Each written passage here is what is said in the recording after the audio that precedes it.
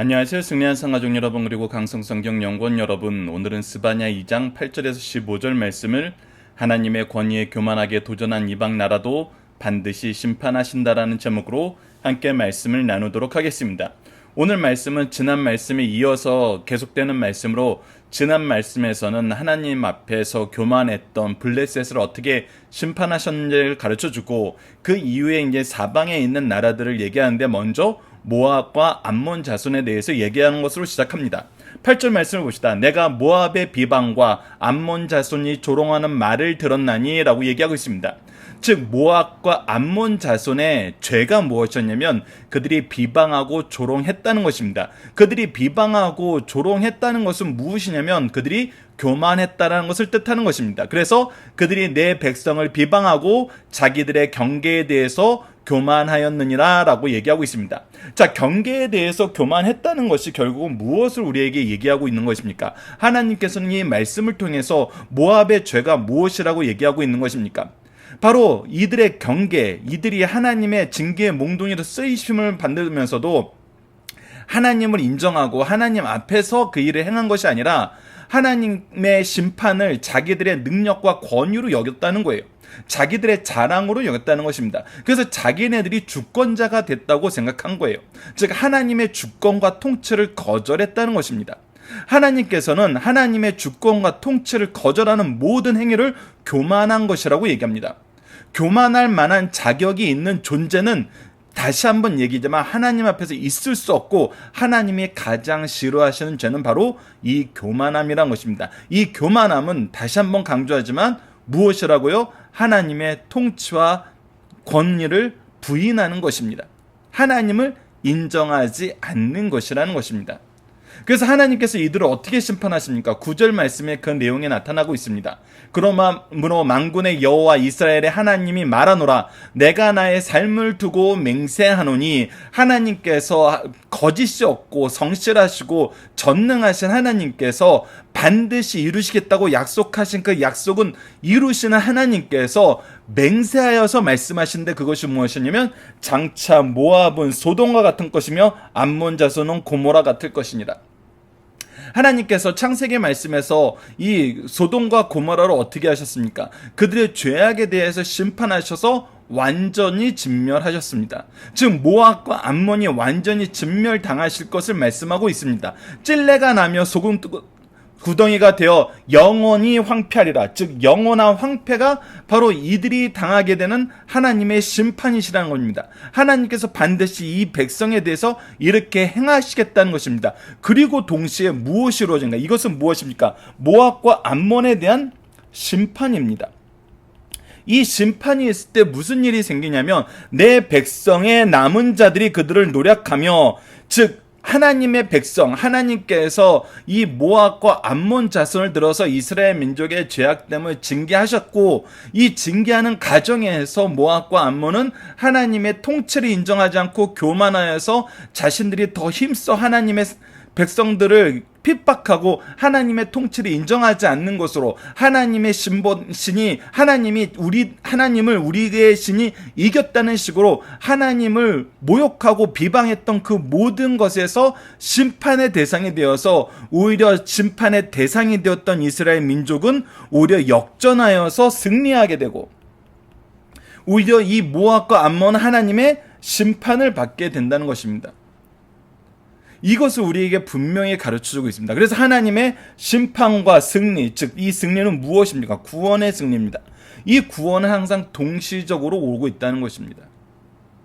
그래서 나의 남은 백성이 그것을 기업으로 얻을 것이니라 그래가지고, 하나님께서 이 세상의 통치자이고 이 세상의 통치는 하나님의 백성을 통해서 이루시고, 이 이루시는 안에서 하나님이 영광 받기를 기뻐하신다는 것을 우리에게 분명히 가르쳐주고 있습니다.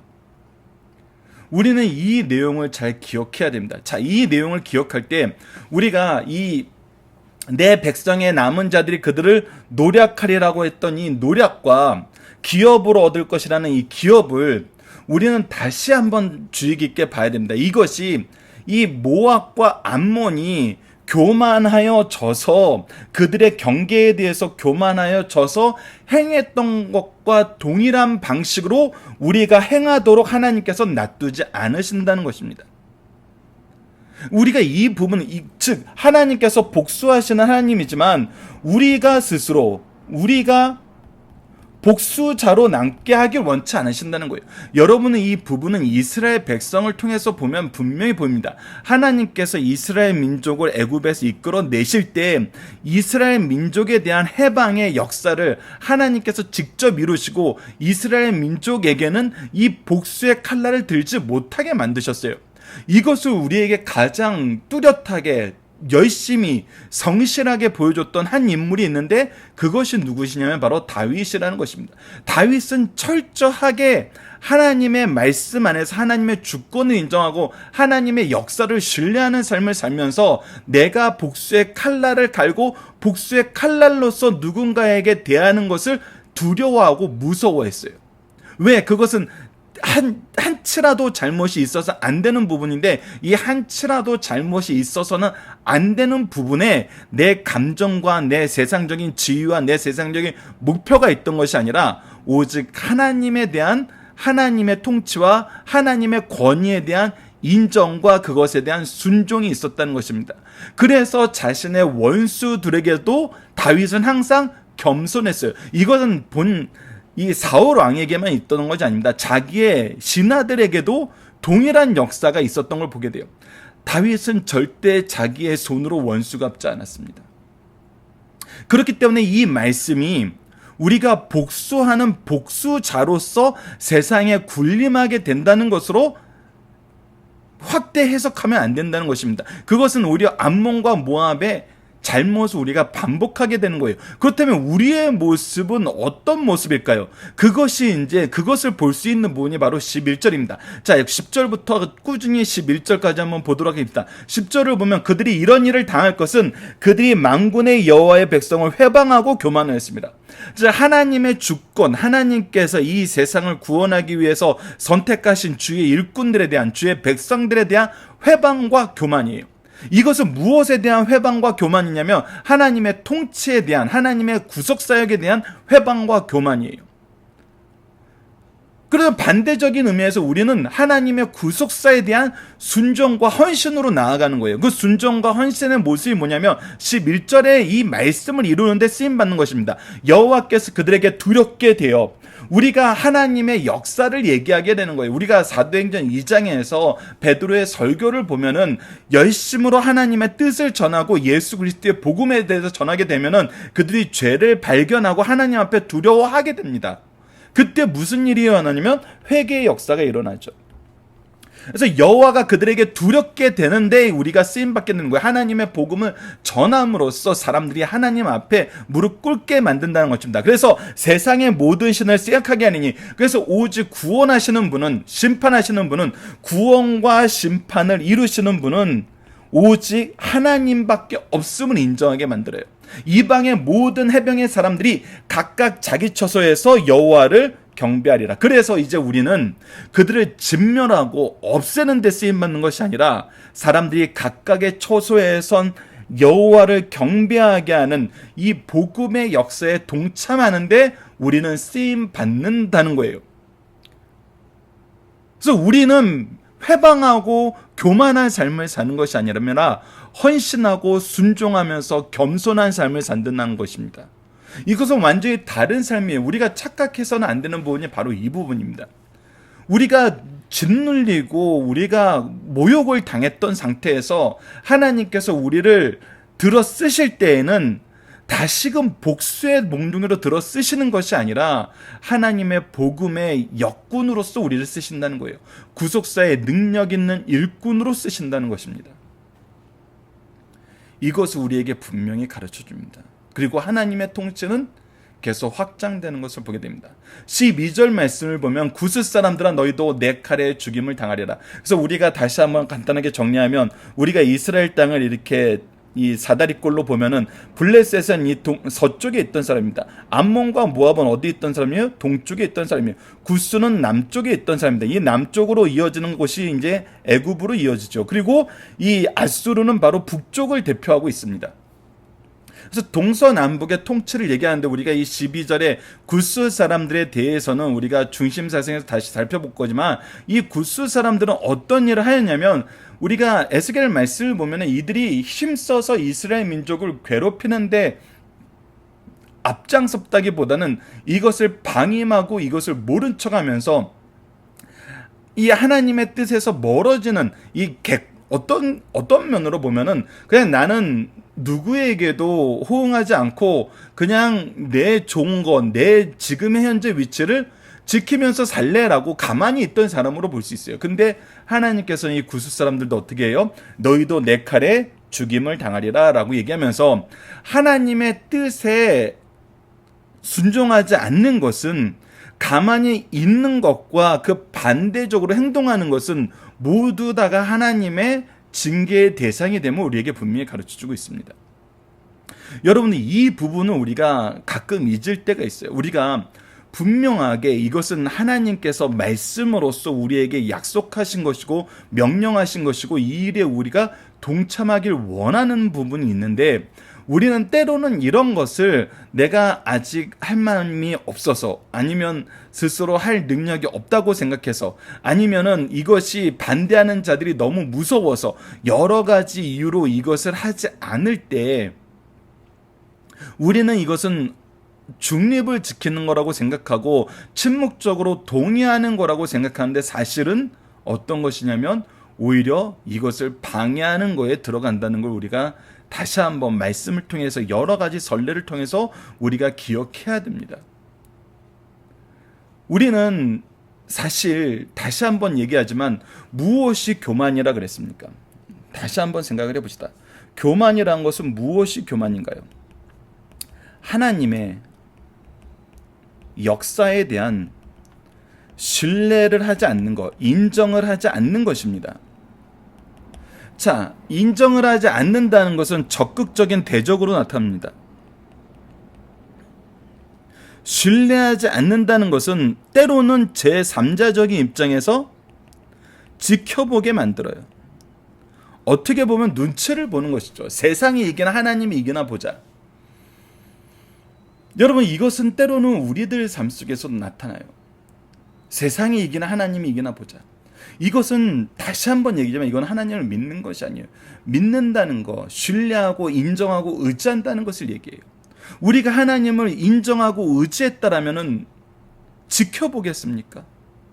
지켜보는 거 어리석은 일이에요. 하나님의 말씀이 우리에게 왔을 때 그 약속이 우리에게 왔을 때 이 약속을 인정하고 의지하는 것이 지혜로운 것이지 이 약속이 이루어질 것인가 안 이루어질까 한번 지켜볼래 하는 것은 이것은 오히려 믿지 않는다는 것입니다. 신뢰하지 않는다는 거예요. 인정하지 않는다는 거예요.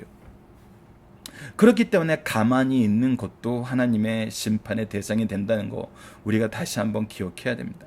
13절을 봅시다. 여호와가 북쪽을 향하여 손을 펴사 아수르를 멸하며 니느웨를 황폐하게 하여 사막같이 메마르게 하리니 각종 짐승이 그 가운데 때로 누울 것이며 당화와 고슴도치가 그 기둥의 꼭대기에 깃들고 그것들이 창에서 울 것이며 문턱이 적막하리니 백향목으로 지은 것이 벗겨졌습니다. 이것은 무엇입니까? 아름답고 찬란했던 이 니느웨 성이 완전히 황폐하게 되어서 인간이 주인이 되는 것이 아니라 오히려 짐승들이 그곳의 주인이 되는 그만큼 황폐한 곳이 된다는 거예요. 그만큼 사람들이 찾지 않는 곳이 된다는 거예요.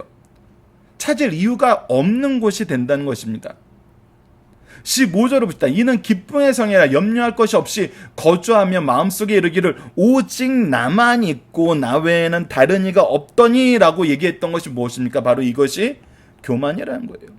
교만이 넘치는 곳이었어요. 자, 일반적으로 이 아수르의 니느웨 성에 대한 역사학자들의 연구나 성경의 기록들을 우리가 확인해 보면 이들은 이 정도 얘기를 할 만큼 교만할 수 있는 위치예요. 즉 이들은 실제로 이렇게 강하고 부유했어요. 이들이 얘기하는 것이 진리처럼 통치의 모든 것이 이루어지는 시대가 있었어요. 근데 지금은 어떻게 됐습니까? 지금은 어떻게 됐습니까? 제 15절 말씀, 후반절 말씀이 이미 이루어졌잖아요. 이와 같이 황폐하여 들짐승이 엎드릴 곳이 되었는고 지나가는 자마다 비웃으며 손을 흔들리로다. 근데 이들의 영화가 갑자기 사라져 버렸어요. 아수르는 바벨론에 의해서 완전히 멸망하게 됩니다. 이들을 인정하고 이들을 높였던 세력은 다 사라졌어요. 자, 이것을 통해서 우리가 이제 무엇을 보게 됩니까? 여러분들, 하나님께서 우리가 출애굽기 이후에 계속 살펴보면은 어찌 하나님이 약속의 땅이라고 한 곳이 어쩜 이렇게 절묘한 곳에 하나님께서 이스라엘 민족을 두셨을까, 이런 생각을 하게 됩니다. 왜 그러냐면 이스라엘 민족이 사는 곳은 바로 이 지중해 연안이죠. 이곳이 이제 이스라엘입니다. 자, 보십시오. 이쪽은 유럽입니다. 이쪽은 아프리카예요. 이쪽은 이제 중동이죠. 중앙아시아죠. 그리고 이쪽은 이제 이 메소포타미아 문명이 나오는 옥토가 있는 곳이에요. 그래서 이곳은 왕의 대로라고 하는, 정말 이 유럽과 중동과 아프리카에 있는 굉장히 중요한 교통의 요충지입니다. 그래서 강대국들이 항상 새로운 곳으로 세력을 뻗어나갈 때 지나갈 수밖에 없는 곳이에요. 이곳은 다시 한번 보지만 문명이 아름답게 꿈을 펼칠 수 있는 곳이 아니에요. 오히려 큰 강들은 각각 이 문명의 발상지들에 있어요. 예굽에 있고, 이 중앙아시아에 있고, 북쪽에 있고, 유럽에 있어요. 그러니까 힘을 키울 수 있는 곳이 아니에요. 오히려 힘을 키운 자들의 침략의 동선 안에 항상 있게 만들어요. 그리고 이곳은 큰 강이 없어요. 하나님께서 이른 비와 늦은 비를 통해서, 이슬을 통해서, 안개를 통해서 물을 공급해 주지 않으시면 이곳은 정말 살기 힘든 곳이에요. 근본데 이곳이 하나님이 주신 약속의 땅이에요. 근데 보십시오. 인류 역사를 보면 이곳에 있는 이 이스라엘은 아직도 존재하는데, 이 각각을 지배했던 이 제국들, 아수르, 바벨론, 애굽, 그리스와 로마, 어떻게 됐습니까? 전부 멸망을 당했다는 거예요. 누구에 의해? 하나님의 심판에 의해. 자, 그래서 이 땅은 정말 어떤 땅이냐면, 하나님께서 그의 백성을 세우시고 이 세상을 통치하는 분이 하나님임을 분명히 보여줄 수 있는 곳을 하나님은 약속의 땅으로 정하시고, 이곳에서 하나님의 뜻을 이루시고 하나님의 역사를 보여주는 능력의 게시판, 구원의 게시판이 되는 땅을 되게 만드셨다는 거예요. 그리고 우리에게 약속하신 모든 것을 지금 다 이루셨어요. 이 11절의 말씀도 지금 우리가 이루어지는 그 은혜의 풍요로운 세대에 살고 있잖아요. 사람들이 각각의 처소에서 여호와를 경배하는 이 복음이 전 세계에 확장되는 이 역사의 증언 안에서 우리가 지금 이 말씀을 보고 있거든요. 그래서 이 전체 말씀은 우리에게 결국은 무엇을 보여주냐면, 하나님이 창조주이시고 통치자 되시고 구원과 심판을 이루시는 유일하신 하나님임을 분명히 우리에게 보여주고 있다는 거예요. 여러분도 우리가 정말 성경을 보면 볼수록, 이 하나님의 약속의 말씀을 보면 볼수록, 이스라엘 민족의 시대적인 흐름 안에서의 역할을 보면 볼수록, 더 나아가서 이 말씀에 비추어 우리의 교회의 모습을 보면 볼수록 우리는 하나님을 인정하지 않을 수가 없고, 하나님의 살아계신과 역사를 인정하지 않을 수가 없어요. 우리 교회도 보면은 세상 가운데에서 항상 새로운 세력에 의해서 공격받을 수밖에 없는 상황에 항상 놓여 있어요. 근데 항상 교회는 어떻게 돼요? 살아남았어요. 근데 이 살아남는 것이 어떻게 살아남았어요? 하나님의 구원의 역사에 의해서, 하나님의 심판에 의해서 우리는 살아남았어요. 우리는 그냥 살아남은 것이 아니라 승리하였어요. 이것을 통해서 우리를 하나님의 백성 삼으심을 증명하시는 역사로 쓰신과 동시에 하나님이 이 세상을 창조하시고 통치하고 계시고 심판과 구원을 이루시는 분임을 이 세상이 알게 하세요. 그래서 우리는 존재 자체로도, 우리의 교회는 존재 자체로도 하나님의 승리의 게시판이요 역사의 중심이 되는 것을 우리가 잊어서는 안 된다는 것입니다. 자, 본문 묵상하기를 봅시다. 모압과 암몬의 잘못은 무엇입니까? 이들이 하나님의 백성을 회방하고 교만했다는 것입니다. 항상 교만에서 벗어나지 못했다는 거예요. 다시 한번 얘기하면 교만한다는 것은 하나님을 인정하지 않는 거예요. 모압과 암몬이 받게 되는 징계는 무엇입니까? 황폐합니다. 완전한 멸망입니다. 온 세상에 하나님은 어떤 분이심을 보여주시고 계시나요? 하나님께 경배해야 되며 모든 신 중에 신임을 참된 신은 오직 하나님밖에 없음을 우리로 하여금 분명히 나타내게 하시고 세상으로 하여금 이것을 인정하게 만드신다는 것입니다. 심판받는 나라들은 어떻게 되는가? 완전히 멸망하게 됩니다. 완전한 황폐함에 이르게 된다는 것을 우리가 볼 수 있고 이 말씀은 성취되었습니다. 자, 본문의 중심 사상을 봅시다. 성도는 형제의 불행을 보고 기뻐하거나 흉보지 말고 위로하고 격려하라고 하는 겁니다. 하나님께서는 불행을 당한 형제를 악담하고 괴롭게 하는 행위를 자신에 대한 도전으로 보시기에 반드시 심판하십니다. 이 말씀을 우리가 기억해야 됩니다. 이 내용을 기억해야 됩니다. 그들이 징계를 당할 이유가 있다 하더라도 우리가 그것을 보고 악담하고 즐거워해서는 안 돼요. 우리는 하나님의 구원의 통로, 회복의 통로, 역사하심의 통로예요. 예수 그리스도께서 하셨던 것처럼 우리는 구원을 위해 힘쓰고 그들의 회개를 위해서 힘써야 됩니다. 자, 두 번째, 악한 행위를 직접 하지 않아도 악한 자와 관계를 맺고 도와주는 것도 심판의 대상이 된다는 것입니다. 이것이 바로 구수에 대한 말씀이었고 에스겔 3장 4절에 5절에는 이렇게 기록되어 있습니다. 예굽에 칼이 임할 것이라. 예굽에서 죽임당한 자들이 엎드려질 때에 구수에 심한 근심이 있을 것이며 애굽의 무리가 잡혀가며 그 터가 헐릴 것이요 구수와 북과 룻과 모든 섞인 백성들과 국가 및 동맹한 땅의 백성들이 그들과 함께 카들에 엎드려지리라 라고 얘기하면서 예굽을 심판하실 때 그들과 동조하고 이 악한 일에 적극적으로 참여하지 아니었어도 관계를 맺었던 자들은, 즉 하나님을 신뢰하지 않았던 자들은 심판의 대상이 됨을 우리에게 가르쳐주고 있습니다.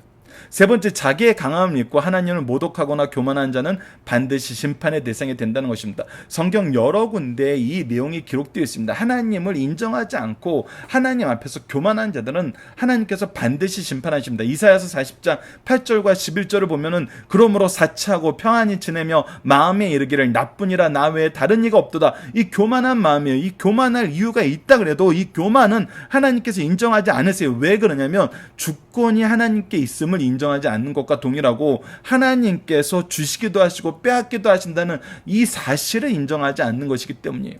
나는 과부로 지내지도 아니하며 자녀를 잃어버린 일도 모르리라 하는 자여 너는 이제 들을지어다. 그러면서 11절에 이렇게 합니다. 재앙이 내게 임하리라. 그러나 내가 그 근원을 알지 못할 것이며 손해가 내게 이르리라. 그러나 이를 물리칠 능력이 없을 것이며 파멸이 호련히 내게 임하리라. 그러나 내가 알지 못할 것이라 라고 얘기하면서 이들에게 이 재앙에 대한 지혜가 없고 능력이 없고 불가불 이 징계를 받을 수밖에 없음을 분명히 우리에게 가르쳐주고 있습니다.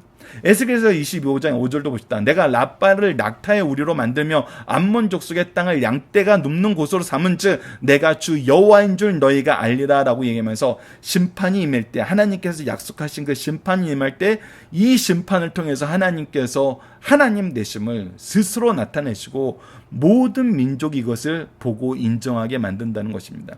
신명기 4장 39절을 보면은 그런즉 너는 오늘 위로 하늘에나 아래로 땅에 오직 여호와나 하나님이시오 다른 신이 없는 줄을 알아 명심하고 라고 얘기하면서 분명히 선언합니다. 나홈 3장 7절을 보면은 그때 너는 보는 자가 다 내게 도망하여 이르기를 니느웨가 황폐하였도다 누가 그것을 위하여 애곡하며 내가 어디서 너를 위할 자를 구하리려 하리라 라고 하면서 이 니느웨에 대한 심판이 얼마나 확실하게 임했는지를 우리에게 가르쳐주고 있고, 역대하 20장 6절을 보면은 이르되 우리 조상의 하나님 여호와여 주는 하늘의 하나님이 아니시니까 이방 사람들의 모든 나라를 다스리지 아니하시나이까 주의 손에 권세와 능력이 있사오니 능히 주와 맡을 사람이 없나이다 라고 얘기하면서 여호사밧을 통해서 하나님의 권능을 선언하는 이 기도의 말씀을 우리에게 가르쳐주고 있습니다. 다시 한번 봅시다. 하나님은 이스라엘의 하나님뿐 아니라 온 세상의 하나님이세요. 창조의 하나님이시고 주권적인 하나님이시고 모든 것을 심판하시고 구원을 이루시는 하나님이란 거예요. 이것을 잊어서는 안 됩니다. 자, 모압과 암몬의 멸망 원인은 무엇입니까? 이들이 비방하였고 그리고 교만했다는 것입니다. 이방 민족을 향한 심판 가운데서 우리에게 보여주는 은혜는 무엇입니까? 하나님의 영광을 드러내시고 하나님을 찬양하게 만드는 일을 이루신다는 것입니다. 즉 심판 가운데 구원의 역사를 이루시고 우리를 구원의 도구로 쓰신다는 거예요. 우리가 이것을 잊어서는 안 됩니다. 마지막 세 번째, 세상 강대국들은 자신들의 강대함을 자랑하나 그 결과는 어떻습니까? 그 결과는 하나님의 심판의 제목을 쌓는 것뿐입니다. 오직 하나님을 인정하지 아니하면 이 모든 강대함은 어리석은 것이 되고 죄의 제목이 되고 헛된 것이 되고 일시적인 것으로 끝난다는 것입니다. 자, 본문 적용합니다. 하나님은 이 땅에서 하나님의 살아계심과 통치를 어떻게 보이시고 있나요? 우리는 어떻게 이것을 믿고 경험하고 증거할 수 있나요? 자, 하나님의 살아계심과 통치를 어떻게 보이고 계시나요? 이 보이실 때 분명한 것은 무엇이냐? 하나님께서 미리 말씀하셨다는 것입니다. 우리는 이것을 언약이라 그러고, 그리고 이 언약은 어떻게 된다? 반드시 성취된다는 겁니다. 그래서 우리가 이 언약 신학을 알아야 돼요. 하나님이 우리에게 말씀하신 약속이 무엇인지 우리는 분명히 이 내용을 알아야 돼요. 이 내용 안에서 항상 하나님의 약속은 우리에게 하나님이 어떤 분이심을 가르쳐주냐 했을 때 우리가 시편에서부터 봤던 것처럼 하나님은 창조주이십니다라는 걸 보여주고 하나님은 통치하시는 분입니다 하면서 통치자, 주권자 되심을 보여주고 하나님은 심판을 이루시는 분입니다라는 것을 가르쳐주고 하나님은 구원을 이루십니다라는 것을 가르쳐준다는 거예요. 그래서 우리가 하나님의 말씀을 알고 이 말씀이 어떻게 성취됨을 통해서 하나님의 살아계심과 통치하심을 분명히 보게 된다는 것입니다. 그래서 우리는 어떻게 이것을 믿을 수 있나요? 우선 하나님의 약속이 무엇인지 알아야 돼요. 안다는 것은 무엇을 통해서 알 수 있어요? 말씀을 통해서 알 수 있어요. 성경 말씀을 통해서 알 수 있어요. 그래서 우리는 성경 말씀을 봐야 돼요. 이 성경 말씀을 통해서 우리는 그래서 세상을 보고 하나님의 통치를 경험할 수 있어요. 그 우리가 증거할 때도 무엇을 증거하는 거예요? 하나님의 말씀을 증거하는 거예요. 하나님의 약속이 무엇인지를 분명히 얘기하는 거예요. 그러면 사람들도 이 약속을 기준으로 세상을 보게 돼요. 근데 우리가 말씀을 갖지 않고 이 심판의 내용만 가지고 얘기하면은 이것은 코에 붙이면 코걸이, 귀에 붙이면 귀걸이가 되는 거예요. 그러니까 사람들이 믿질 못하는 거예요. 우리는 하나님의 말씀을 통해서 가르쳐야 되는데 우리가 지금 현재의 삶의 현상을 통해서 우리의 믿음을 증거하려 그러면은 사람들은 그것이 왜 하나님이 역사하시는 일인지를 궁금해해요. 인정하지 않아요. 왜? 하나님의 약속을 모르니까. 그러니까 우리가 계속 강조하는 것은 하나님의 약속을 알아야 돼요. 이것은 하나님의 말씀을 통해서만 이루어져요. 그리고 이 약속은 항상 무엇을 보여줘요? 하나님이 창조주이심을 보여주고 하나님이 주권자 되심, 하나님이 통치하심을 보여주고 하나님께서 구원과 심판을 이루심을 보여줘요. 그랬을 때 우리는 하나님을 바로 선언할 수 있고 사람들은 바로 볼 수 있는 것입니다. 자, 이번 주 공동 기도 제목은 능력의 하나님, 언약의 하나님이 이루시는 공의와 사랑 속에서 참된 소망의 삶, 능력의 삶, 구원의 삶을 살게 하여 주소서. 오늘 말씀을 통해서는 언제나 약속한 모든 말씀을 이루시는 하나님, 오직 하나님의 뜻이 이루어질 때 우리를 통해 이루어지게 하시고 우리의 인생이 평생 하나님의 살아계심과 통치를 증거하는 삶이 되게 하여 주소서라고 기도하는 우리 승리한 산 가족 여러분들, 강성성경연구원 여러분들 되었으면 합니다. 감사합니다.